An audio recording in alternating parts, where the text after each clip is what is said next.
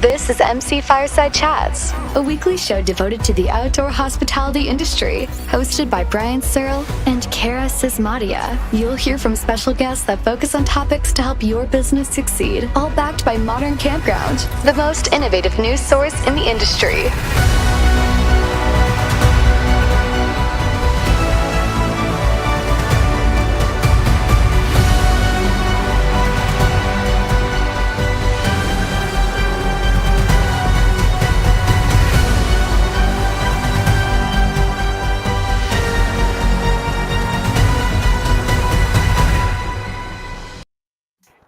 Welcome, everybody, to another episode of MC Fireside Chats. My name is Brian Searl with Insider Perks, here as always with Cara Csizmadia from the Canadian Camping and RV Council.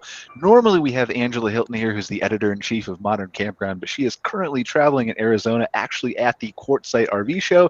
Doesn't have good enough signal there, so we couldn't get her on the show today, but super excited to obviously have her back next week. So we've got a lot of different things we're going to do today. We've been starting these themed shows, and so the fourth week of every month we're going to kind of do a new show that's focused on the RV industry and outdoor recreation as a whole. So we've got a lot of guests involved there, and then we've got Mr. Sam Shanley, who's going to start us off today in a second.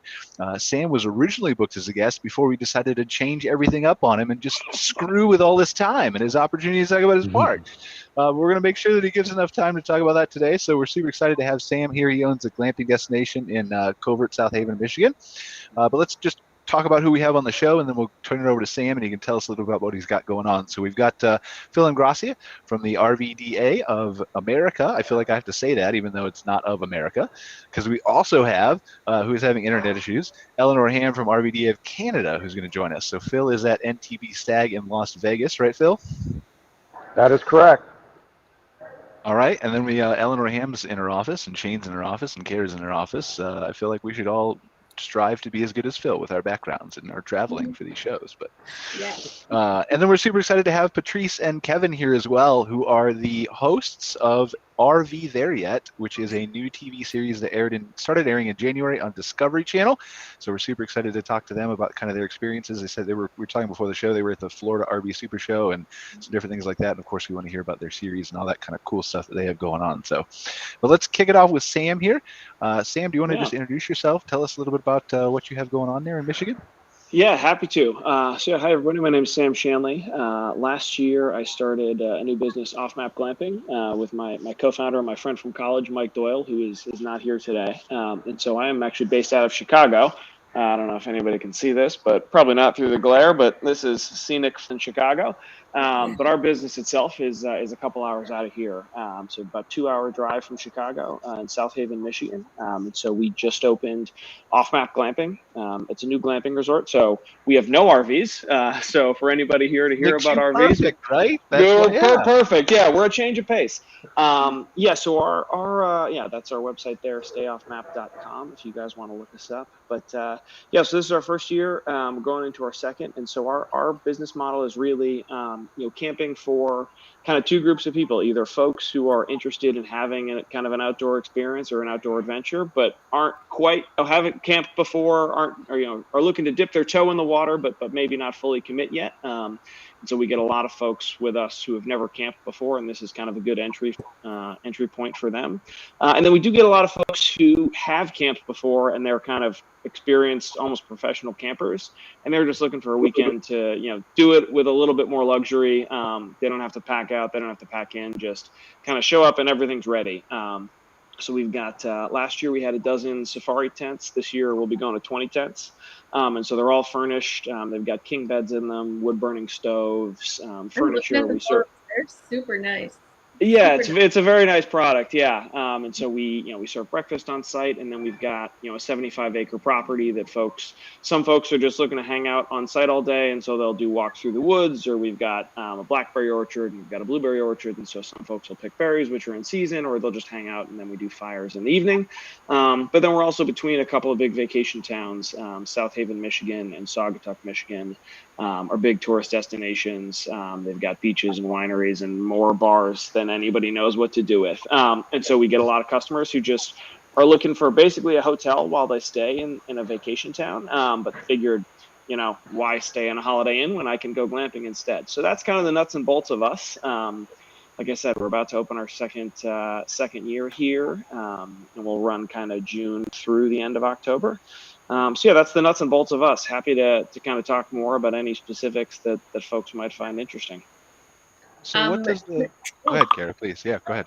I was just going to ask about kind of how things were launched, considering the pandemic timing and all of that. Were you guys down the road partially when all of that stuff happened? Yeah, so we started working on this in January 2020, and then we were about 2 days from signing on a property, and then the pandemic hit and they shut everything, and we were like, oh God, is this the worst idea ever?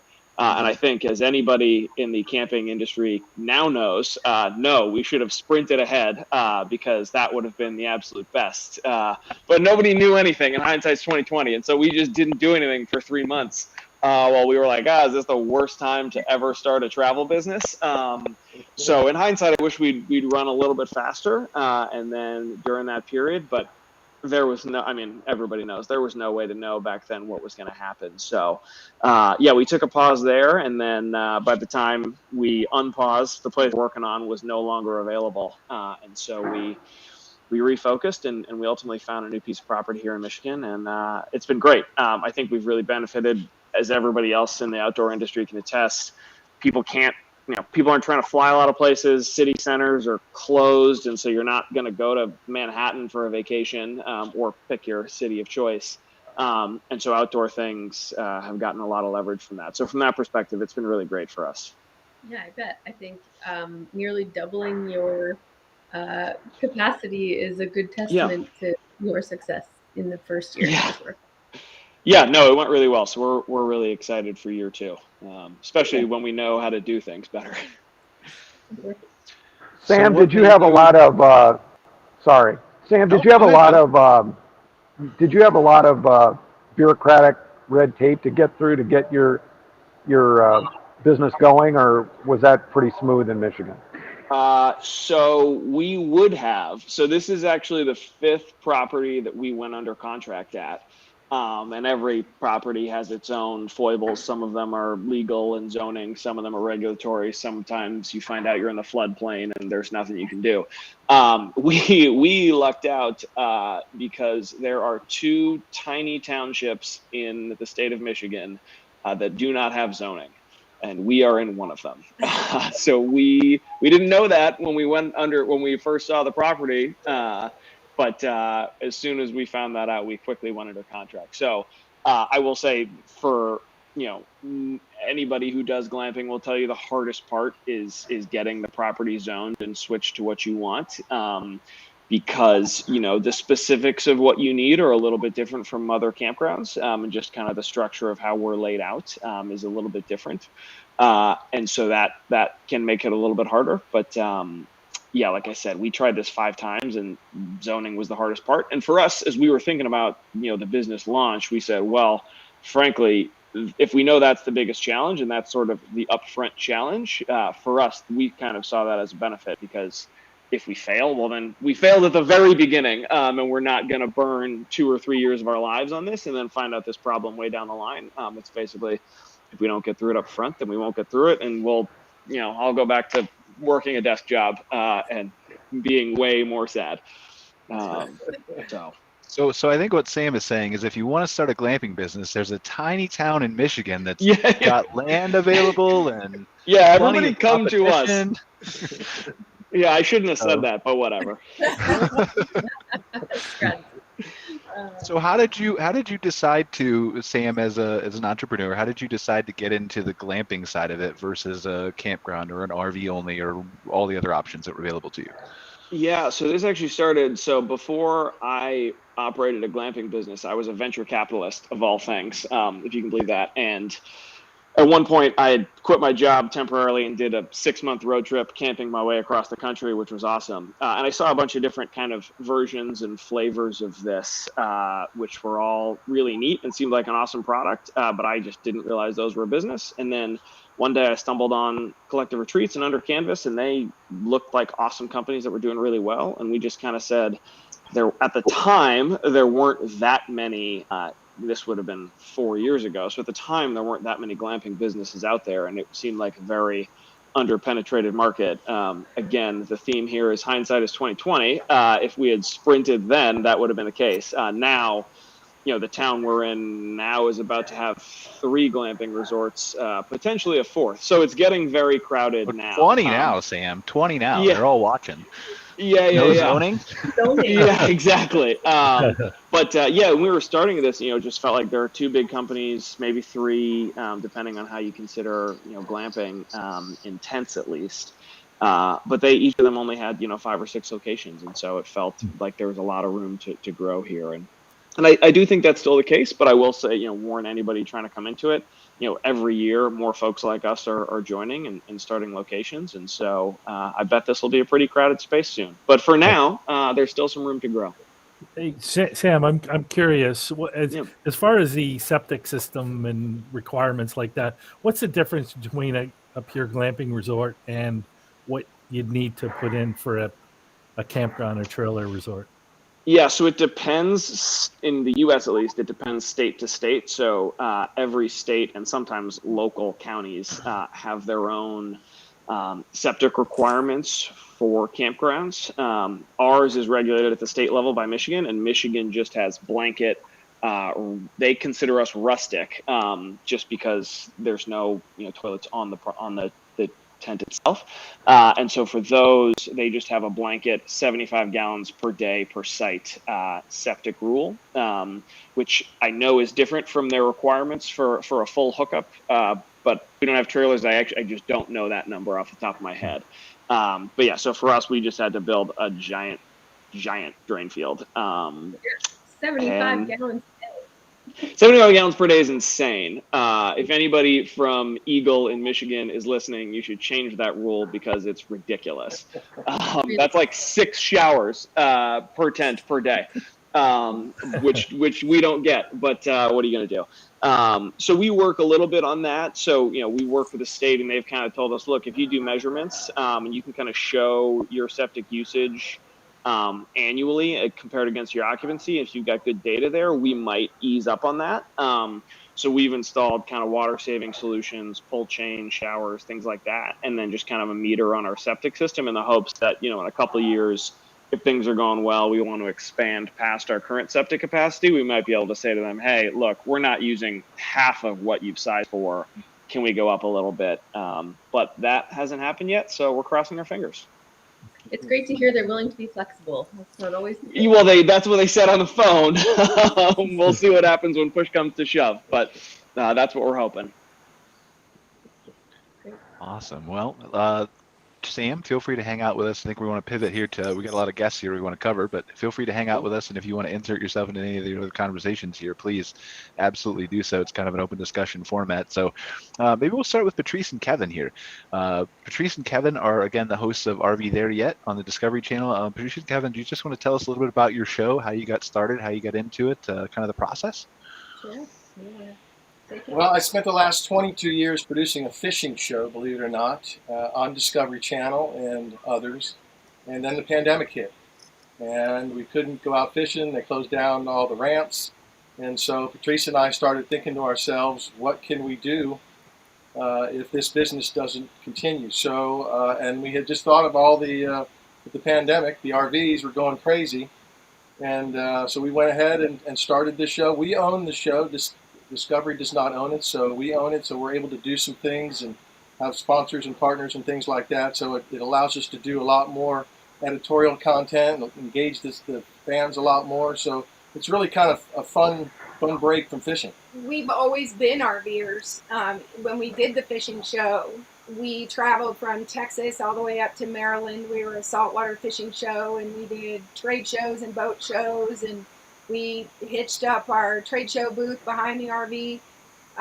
It was something that we did because we were always on the road. I wanted to control our food and, have our own sheets and nobody else touches the remote and, just be able to control our world. And so we've always loved RVing. We've always loved hiking. We love state parks and national parks in the off time. So this was kind of a natural transition. We were at a trade show for the fishing show, and we were sitting in the broker's booth for Discovery, And all of a sudden this one goes, what do you think about an RV show? And I didn't even know he was going to say any of this. We, hadn't really even gotten that serious about it. And they said, yeah, give us a pilot and we'd love it. So we spent the next 6 months. Yeah. During the pandemic, we were able to go up to Shenandoah and film some stuff to get our pilot put together, and they loved it. They loved it right away. So normally a season is 13 episodes, but our first season was 6 episodes because of the pandemic. And so I can't believe we're already on episode number 4, going into number 5. It went by really fast, so we're working on season 2 already. What, if I can ask, is it kind of a comedy thing, or is it an education thing, or is it just look what's out there? What's kind of the content, if I can ask? The content is just RVers, 2 RVers. We have another couple that he was a former park ranger in the Grand Canyon, and we met them through our fishing life. They also meet up with us on the road as well. But it's really just where we can go with an RV, what we can do with an RV, camping, campgrounds. We really love to tell the story of all this beautiful land has been set aside for Americans to go see and experience and take care of and be stewards of. Also telling small American business stories. This one coming up this week, we go back to Cocoa Beach where he grew up, and we get to meet a family that's 4th generation shrimpers who actually put shrimp on our plates. And so it's really just celebrating those stories and all the hidden gem places in America. I mean, we are kind of funny. I'm funny. But it's not a comedy show. It's more of a see America. Yeah, Shane, it's a little entertainment and education both, but really it's what we did the first season for, was to kind of test the market and see what the market wants. I mean, we found out they want more camping. We were doing more events and activities and things, and we found that we're going to add more camping into the second season. So really this first season was to try it out, kind of figure out the playing field, meet all the players. Like we said, we talked to some ad agencies from the fishing show, and Nebraska purchased an episode, so we got to tell Patrice's story, where she was from, which was fantastic. Then the Space Coast bought an episode for me to tell my story. We went to the Grand Canyon to tell Ranger Dave, that's our other partner. So it was really nice to start the first season telling our stories, telling our background, but also getting input from our viewers of what they're looking for in the TV show. There's really not any entertainment / informational, and certainly produced at such a high level. We did all the editing, all the music here in-house at our studio. We're here at our RV right now at our home base in Tampa. So it's just something we enjoy doing, and certainly as we start the second season and sell in the second season, we've got so many ideas and so many people want us to come to their town or their state or their community. So that's certainly where we're at right now with the show. Great. Do you have RV manufacturers asking you to drive their units instead? They're not. Nobody's banging down the door because they don't have to. I mean, sales were up incredible last year.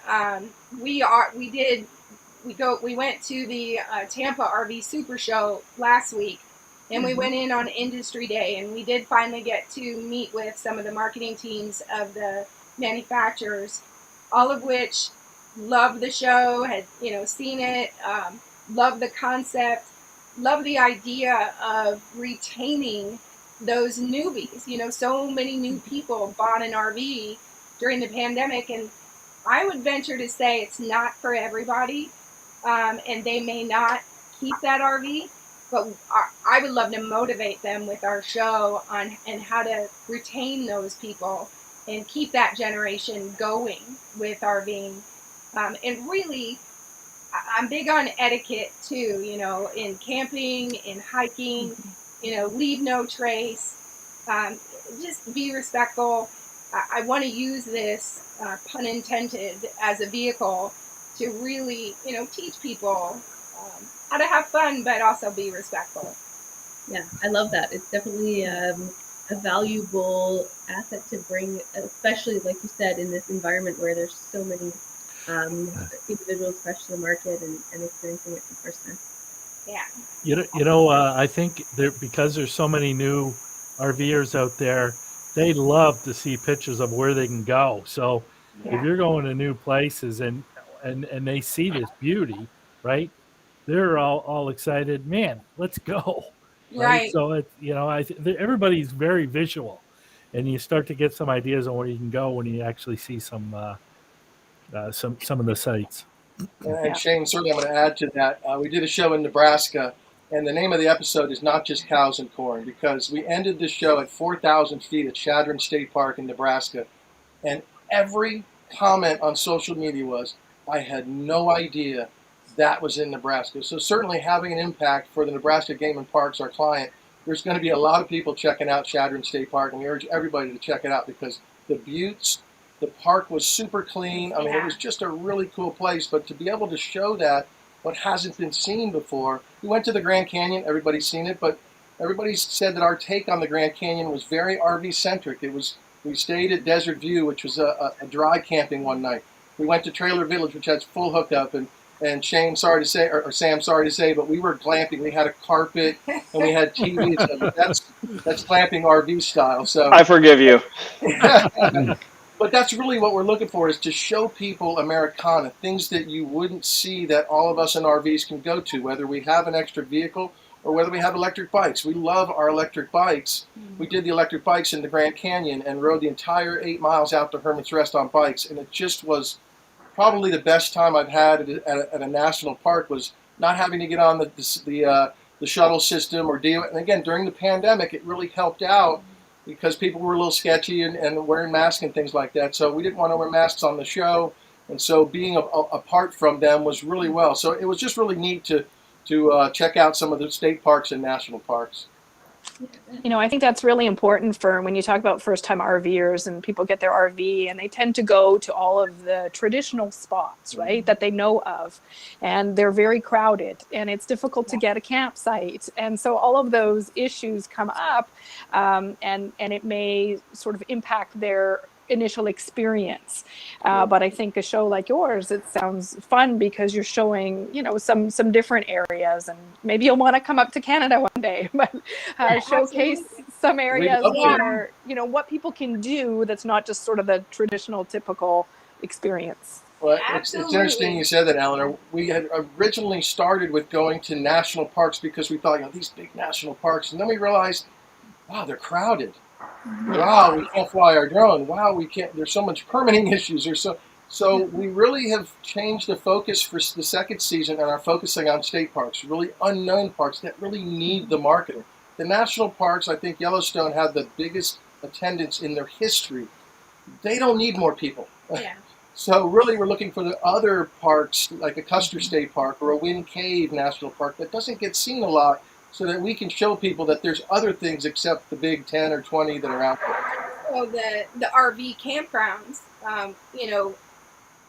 a lot of these people, like you had said, I think it was Shane, don't know where to go and don't know what to do. So showing off some of the RV campgrounds, some of them can be scary if you don't know where you're going. And so being able to highlight those and little off the beaten path places to see, and bringing people, get off the interstate just a little bit. You don't have to go through Nebraska and I-80. You can get off and go through the sand hills and go see some of the most beautiful stuff just a little bit off the interstate. Sam, I know you're right up Lake Michigan. We had done Indiana sand dunes, but we did the state park side, which was beautiful. Knowing that you were right up there, if you had room for us, I know you're all glad. Oh, missed opportunity. Next time.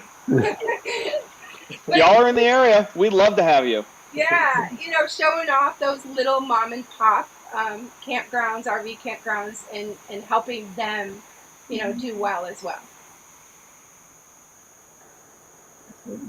So what does the future hold for your show? Where do you go in season 2? What are you going to change, I guess, is my real question, right? If anything.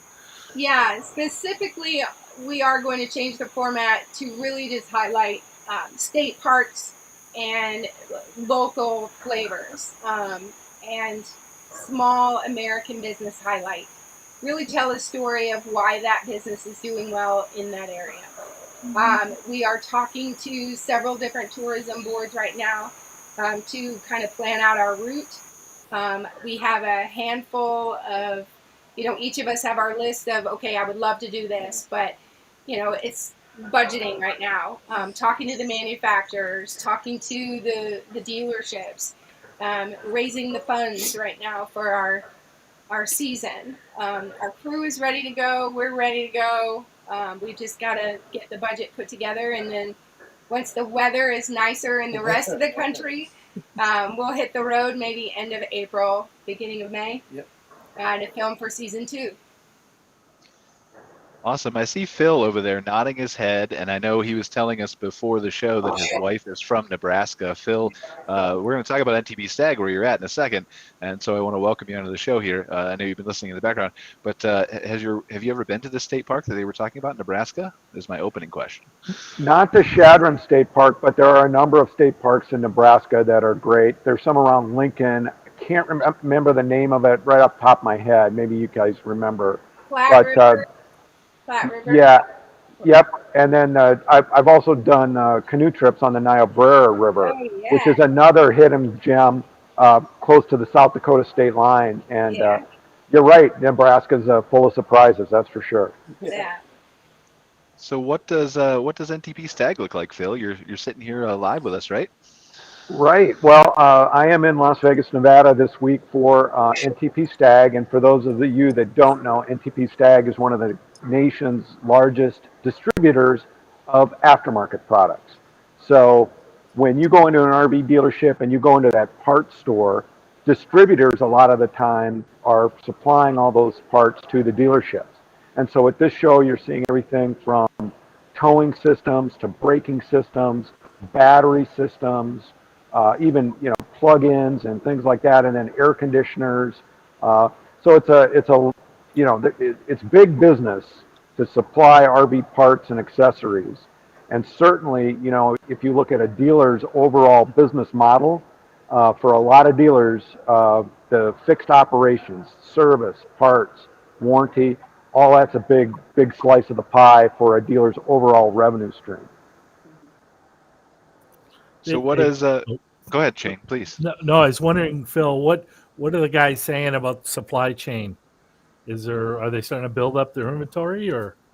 Well, one of the interesting things here has been that everybody is being very honest about where the kinks in the supply chain are, and certainly we're still working through some of it. I will say it's getting better. I saw some data yesterday about out of stock parts coming down a bit, so I would expect through spring and summer we'll see improvements. And I know it's frustrating for RVers out there right now if they can't get their air conditioner fixed or their furnace fixed, but I can tell you that both the distributors and the suppliers are doing as much as they can to make sure that those trip stopper issues are being addressed. A piece of molding inside the RV or whatever, yeah, that's an annoyance, and I get that. But what the dealers and the suppliers are focusing on is those trip stoppers so that we can get people back on the road to enjoy their RV. So what does NTP Stag look like from an attendance perspective? You talked about there's a lot of dealers there and things were going well, right? Right. I heard there's about 700 dealers here. That's pretty close to their pre-pandemic show levels. So they're very pleased. The show floor is just full of some great new innovative products, a lot of battery cell technology, new ways to make the RV more comfortable as far as, with the HVAC systems and things like that. So, there's a lot of innovation, not only in today's RV units, but also on the aftermarket side, where people can improve their units or, fix stuff that breaks. Awesome. I'll ask this question to Eleanore and Shane in a second, but to you first, Phil, what's on RVDA's mind as an organization right now at this time of year? Well, right now, certainly, and Eleanore can speak for RVDA of Canada, but this repair issue is a big issue. I mean, we talked about, there's a lot of new RVers coming in, and they're expecting kind of a car-like experience when their RV breaks. Right now, we need to do a better job of shortening what we're calling repair event cycle time, the time where the person drops it off and picks it up. And we've got to make sure that we're looking at that, and that's a big issue right now among the dealers.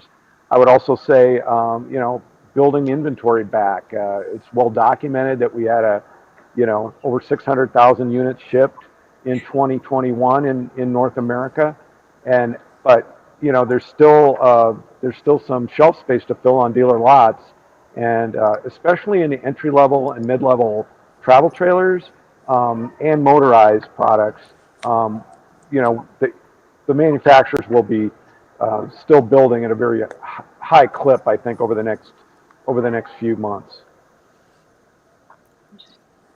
Eleanor, would you echo that up here in Yeah, Canada? I would say, I mean, a lot of it is very similar. I mean, our dealers are trying to refill and restock their inventory. It is starting to trickle in. But one thing they're learning is that they're having to sell a little bit differently as well. So it used to be, you'd had all of your inventory on the floor by now. But now working with consumers to almost pre-order units to get, to sell a little bit differently from online to, selling brochures and through videos. So that's kind of an issue. Obviously the repair side, yes, very important. We have the same need to improve repair event cycle time so that consumers can get out there and go RVing as soon as possible. It's interesting for us, most of the retail, many of the retail shows, not the CRVA show with Shane, but many of the retail shows have been canceled. So again, it's, how to get that excitement going for consumers to ensure that, they get to dealerships. So we're working really, really hard with our partner Go RVing Canada to ensure that we sort of drive traffic at this point in time in the year to dealerships.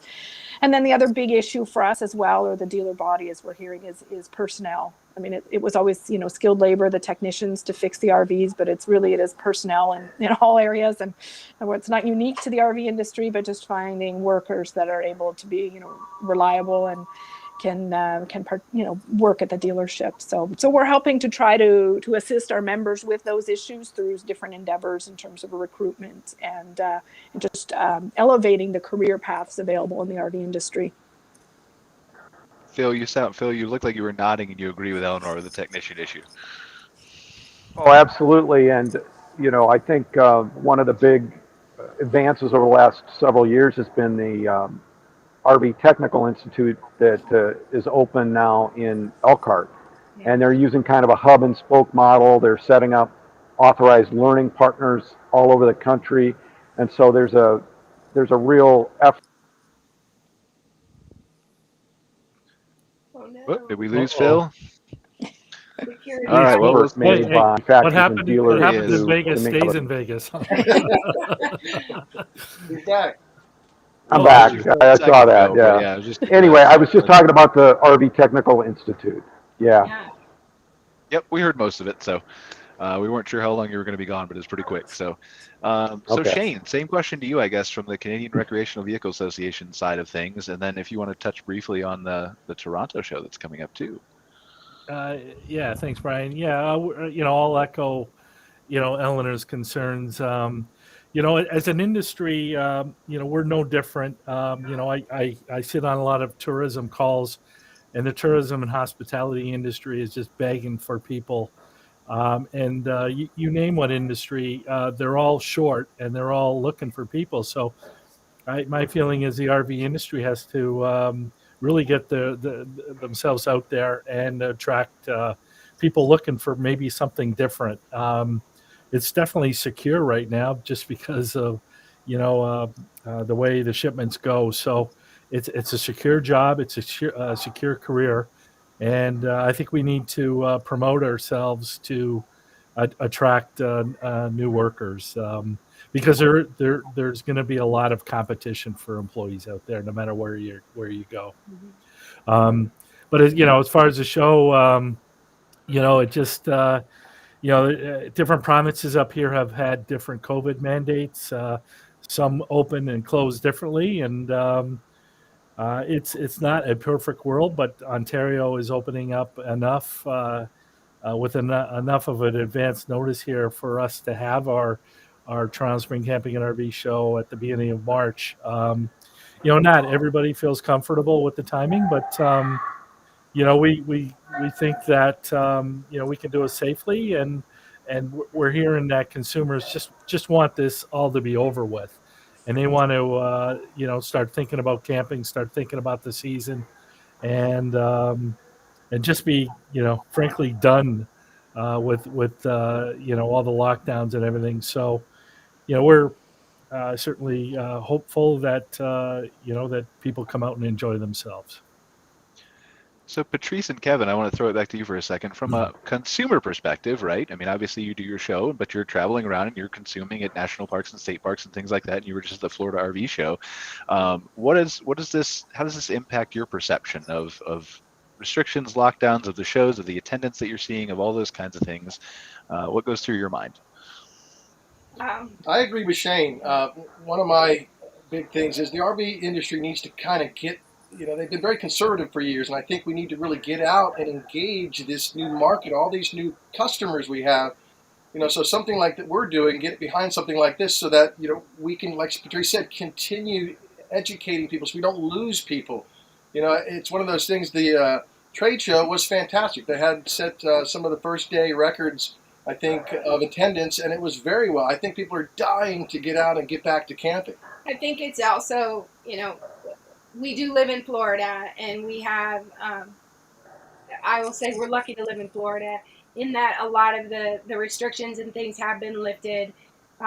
We find that we want to get back to life, but RVing, in my opinion, is a safe way to do that. And I think that's a great message, is that you can still go and do and see and still control your environment.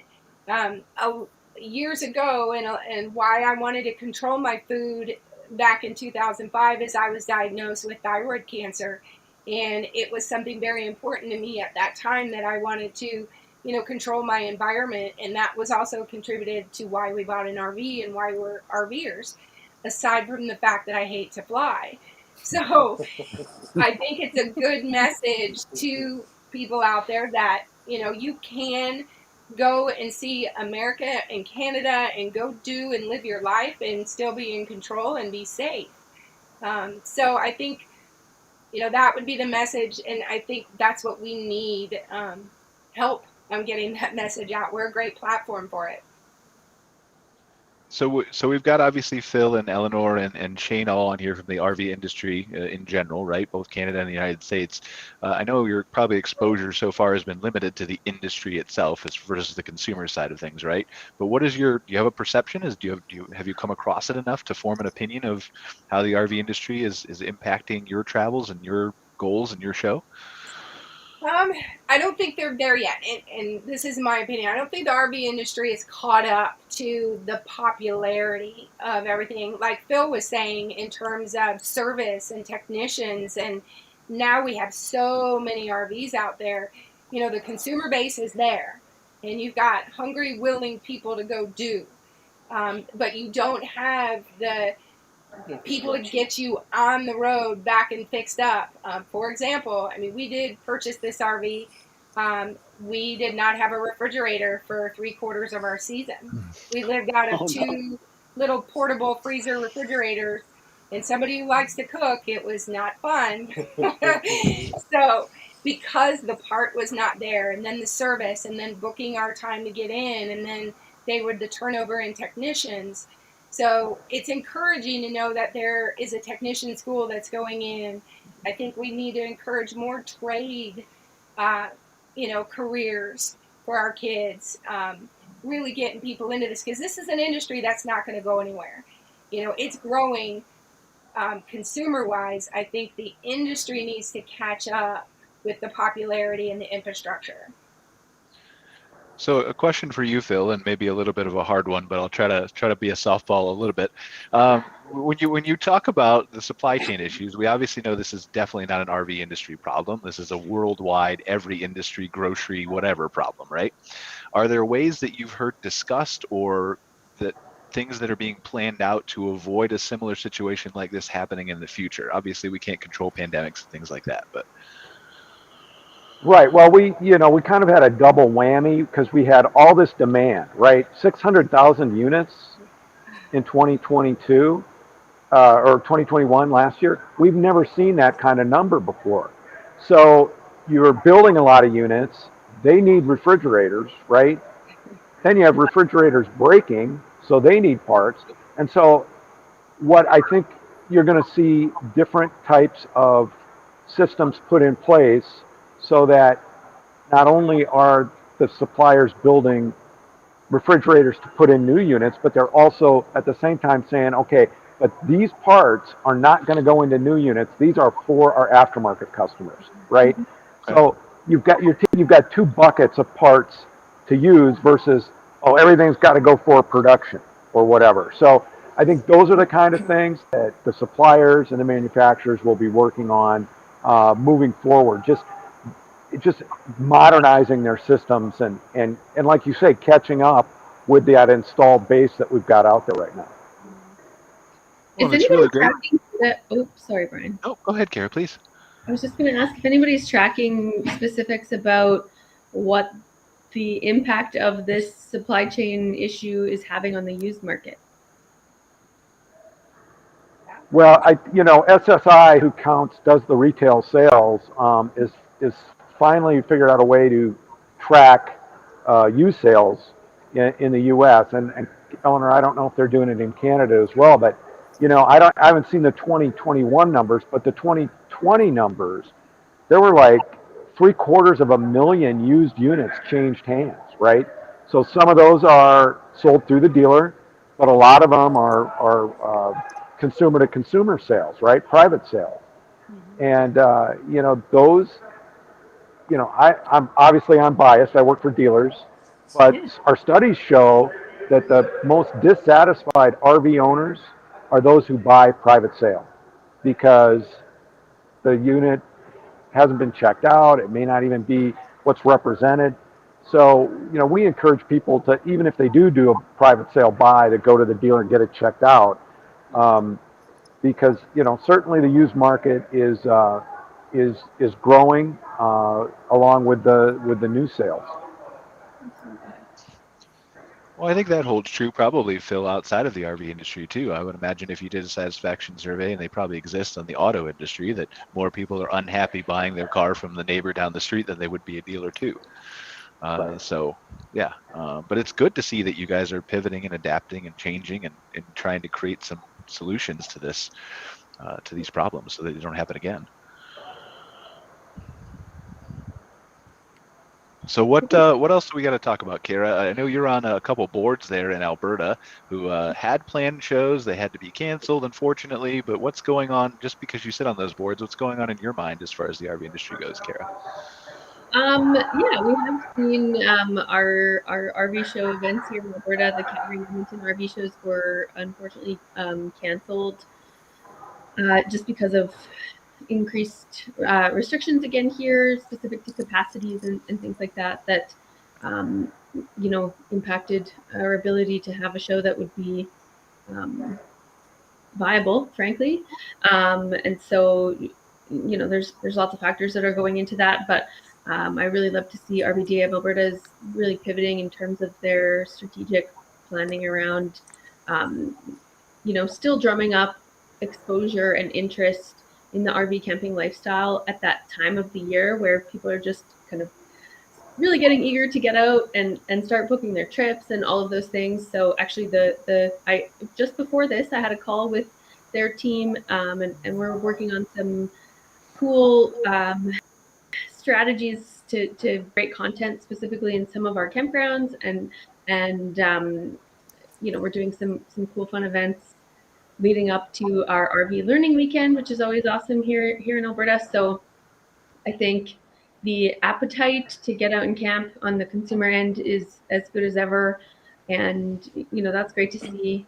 And it will remain to be seen if we can rise to the challenge and make sure we have enough campsites and all of those things that are, we have hurdles around reservation systems and some of those websites struggling to keep up with demand and stuff. So new strategies are coming out with that stuff. We're seeing rolling reservation blocks launched already, whereas normally they would have been, you have to wait until March to start booking for your summer plans. And so that really impacts the site traffic and things like that. So I think from various angles and from various groups, this stuff is trying to be addressed to make sure that we are keeping our guests satisfied and happy, and really working hard to avoid any of that disenchantment that comes with things like really busy public parks. We'll be doing some video content that showcases some of our public parks that are a bit less traveled and a bit off the beaten path.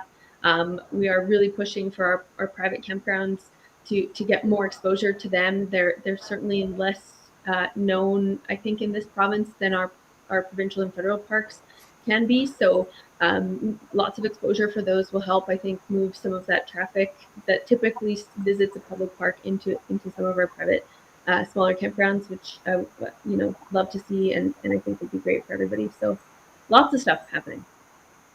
You bring up a couple interesting points. Sorry, Eleanor, did you want to say something? Well, I was just going to say, the one thing that in terms of, with the shows being canceled in Alberta and the RVDA of Alberta, like Cara just said, pivoting, to put on, some events that will lead up to their consumer education. And a few of the provinces do have these types of learning weekends where they, where RVers, consumers come and there are suppliers that are there, or dealers, the campgrounds that sort of that teach and help assist in some of that consumer education. And while some of the shows have been canceled, there's a great opportunity because we know at the shows, most of them do have consumer education as well. So now there's been a great opportunity to try to carry that online and have that consumer education, starting in February and leading up to April, May, so that we keep in touch with those consumers. So I think there's some great opportunities, even though, you have to step back in one area, but just to develop that sort of online presence for consumers. So I'm excited to see what's going to be happening in some of the provinces.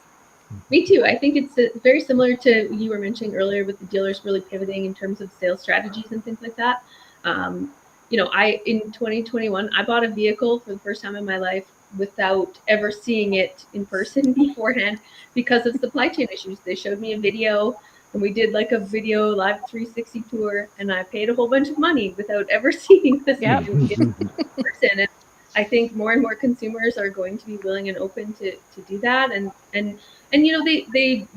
sure, I am aware that the dealers are doing a lot of this great stuff too, where they delivered right to my door and offered this great level of customer service that really made that experience really positive for me when I was quite nervous about it. Yeah. So those shifts, I think, are necessary, and there's lots of people with a ton of ingenuity in our industry addressing them and finding ways to get around it.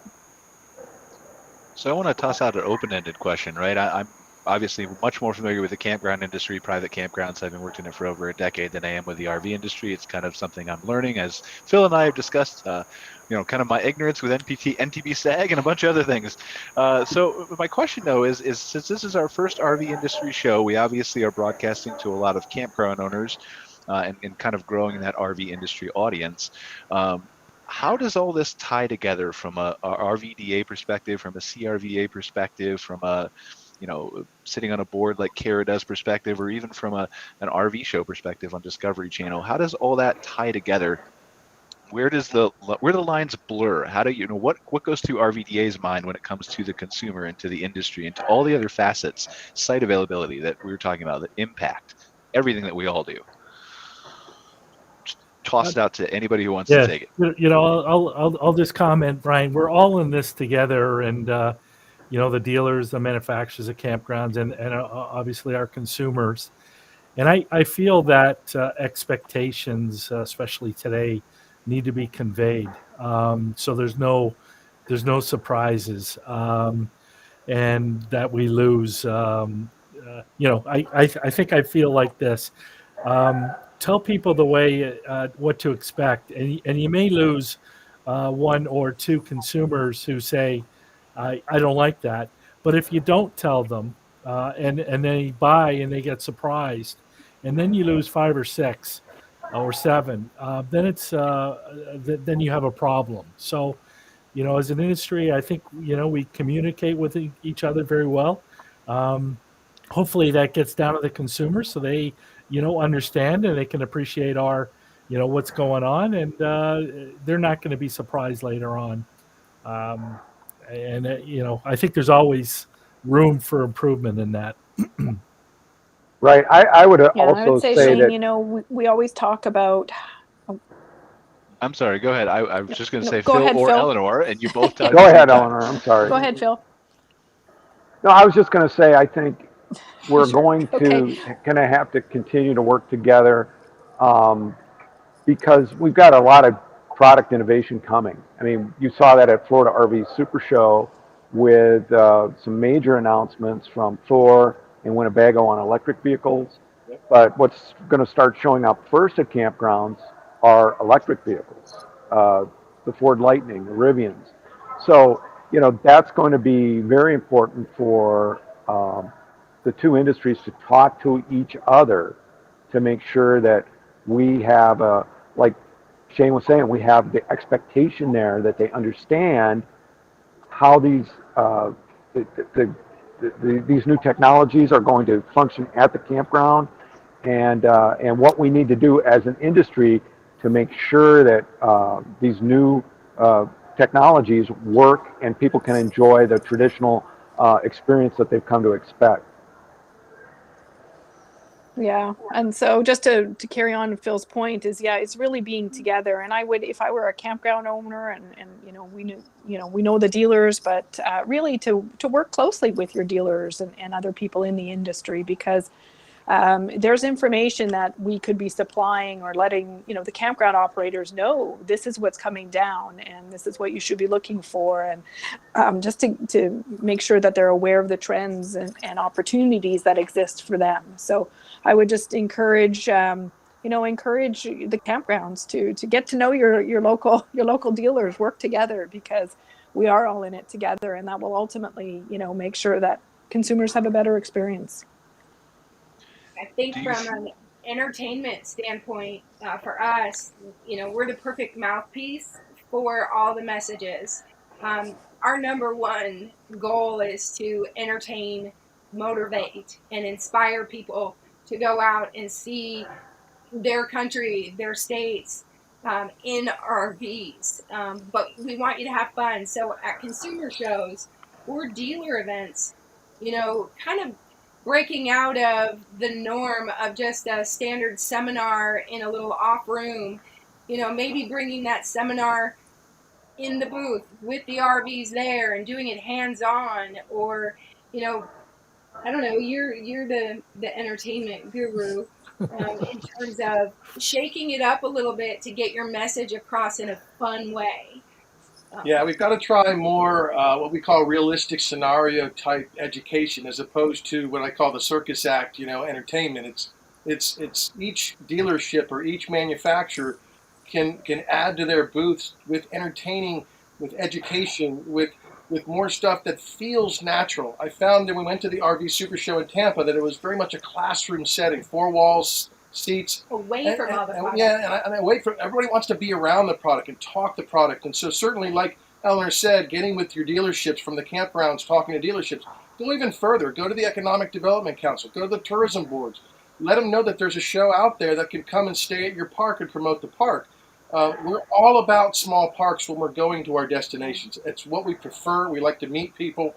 So certainly on our way out to, say, the Southwest or up even to the Northeast, we need stops all along the way to get there. So finding those parks for us, I don't know every park, so certainly reaching out to us to let us know, hey, you're out there, come stay at our place, and that kind of thing. So reach out, like you said, communicate. Yeah, and dealerships, bringing those educators, bringing those the entertainment and the experts on the dealership lot, because your product is right there. And if you're teaching people, they're more receptive when they're being entertained. And if you're right there, the product's right there. I think that's an easier. We came from the same formula on the boat and marine side of things for 21 years. We were also had our own rods, reels, line, and lure, at a big box retailer here in the United States, and we did appearances inside that and did fishing seminars. As soon as we were done, they bought rods, reels, line. We had the Florida Fish and Wildlife there. We had the Texas Fish and Wildlife people there. Experts that could always teach something different, whether it be, an expert on, the chassis or something, but little quick fixes that people can do themselves, little hacks that they can do themselves to get them back on the road. But doing that either in the show booth, in the dealership, on the campground, or in the dealer itself. All right. Well, I don't know how feasible that is because I know nothing about the RV industry at all. But Shane and Eleanor, you're welcome to comment if you want.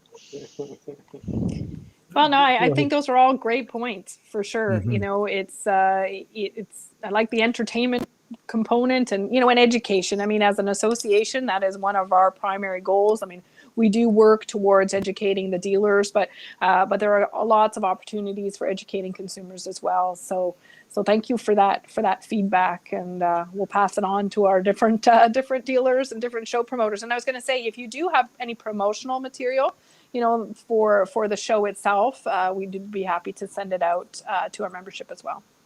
Oh, fantastic. Thank you. Yes.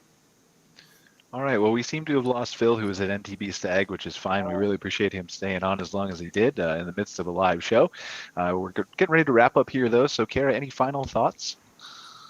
No, I just want to thank everybody for their time. I know, again, that famous word, the pig word. We seem to do that a lot around here these last couple of years, I think. But I appreciate your time, and I'm excited to see where this conversation goes as 2022 kind of enters into camping season, and we start seeing RV shipments and things picking back up again. I know a couple of the dealers, when we were talking about canceling the Alberta shows, were joking about how it's totally fine because they have a wait list and all the inventory they had purchased is basically sold anyway. So, if that's an indication of how things are going to go, I think it's going to be another interesting year, and I'm super excited to walk through it with everybody. We have some great industry stuff coming up too that's super exciting. Obviously, CCRVC is doing our Outdoor Hospitality Conference and Expo in March. Register for that if you haven't yet. Vendors, suppliers, all those people, contact me, get involved. We are excited to roll that out again. So there's lots of stuff to look forward to, and I think we're going to be in the thick of it before we know it here. So I look forward to our next conversation specific to this stuff. Awesome. Sam, I want to touch on you just real briefly. Like, obviously, this is a same and both a different and a same demographic, right? People that glamp obviously enjoy the outdoors, and so I think there's a lot of crossover there. So, what are you looking forward to in 2022? Oh gosh, I mean, just getting more people outside. I mean, I'd be curious to hear what everybody. I guess we're out of time here, so I can't even ask this question. But would just be curious how the RV industry thinks about getting new folks. There's a lot of more interest today from people who've never RV'd before, never camped before, and all of a sudden, the rise of outdoorsy and cruise and all of those clearly is I don't know if it's contributing to this or it's being lifted by this, but as we think about our next 12 months, it's just helping more people who've never slept outside sleep outside. So it's really great to hear that you guys are having all this demand, and sounds like the message is getting out there for the RV industry as a whole. So we're excited to piggyback on that, and hopefully you guys help us get some more people out there. Yeah, I think we're very intertwined and very interreliant on one another. Like you said, your customers often transition into RVers, and that's obviously a valuable market for us. And so all those partnerships and good relationships across all of those barriers for sure. Yeah. Well, maybe that's a topic we can touch on briefly next month when we have Shane, Phil, and Eleanore back on the show, just kind of briefly about the changing technology in RV rentals and outdoorsy and how, the industry is viewing and seeing those different types of things. But we do have to cut it short for now. I know especially Phil's got to get back to this amazing trade show. I wish I was in Vegas right now. But thank you so much for joining us. Really appreciate it. Again, kind of a fourth week. We're going to do an RV industry outdoor rec show and maybe add a few more guests here in the mix with Eleanore, Shane, and Phil. But really appreciate all three of them joining us here again. Thanks again to Cara, as always, for joining me as a co-host. We'll have Angela back next week. Sam from stayoffmap.com, right? That's right. Beautiful camping resort in Michigan. Maybe you'll see more of those across the country as Sam gets more people. If you know of a place that doesn't have zoning, email or with zoning. Yeah, we can't. That's too easy. We can't get that one again, I don't think. All right. And then, of course, thank you, Patrice and Kevin, for joining us. We wish you all the best on your RV There Yet show on Discovery Channel. When can they watch? Where can they watch? Saturday mornings at 8 a.m. on Discovery, and then it'll re-air on Motor Trend in March 13th. You can watch it online. Go to Facebook, YouTube, just search RV There Yet TV or go to RVThereYetTV.com. It's out there for everybody to watch. Give us your comments. Let us know. We're getting ready for season 2 right now. Awesome. Well, thank you again, everybody. We'll see you next week. Take care. Thank you. Thank you. Bye. Thank you. Thanks for watching this episode of MC Fireside Chats, hosted by Brian Searl and Cara Csizmadia. Have a suggestion for a future show or want to see your campground or company as part of an episode? Email us at hello@moderncampground.com. Join us next week for another episode. And don't miss the latest outdoor hospitality news and commentary from around the world at moderncampground.com.